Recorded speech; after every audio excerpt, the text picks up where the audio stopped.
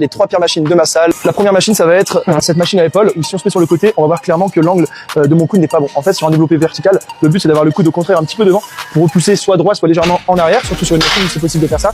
Alors que là, on a clairement le coude en arrière et on finit avec les bras très proches qui vont en plus beaucoup solliciter les triceps, en plus du coup de se mettre des tensions sur l'articulation de l'épaule. Ensuite, on a cette machine là à écarter pour les pecs où clairement on n'a pas une position de force, c'est une position où on est à l'aise au niveau de l'épaule. C'est même pas du tout naturel puisque quand on va resserrer, ça va même encourager à amener les épaules en avant et clairement, il faudrait même tendre les bras pour à la limite le réaliser ici, ou même si c'est possible et qu'il y a un petit peu de jeu sur votre machine, le faire comme ici. On cherche ensuite à rapprocher les coudes l'un de l'autre, mais clairement si on est ici, on met des tensions, on recule trop l'avant de l'épaule. Troisième machine, on est sur un curl pupitre où là on est à 45 degrés et comme on l'a vu dans un précédent TikTok, c'est un angle qui va mettre beaucoup de tension au niveau du coude et qui va relâcher justement la tension du biceps en fin de mouvement. Donc quand vous faites le mouvement, clairement on est en position de faiblesse et en plus de ça, on n'a pas la meilleure contraction et du moins le meilleur recrutement possible. Et en plus de ça, si on regarde bien l'épi, en fait il ne bouge que très peu, alors que mon mouvement est beaucoup plus ample on va dire avec ma main. Donc ça veut dire qu'on se lève pas beaucoup de charge au final, donc on peut mettre lourd entre guillemets.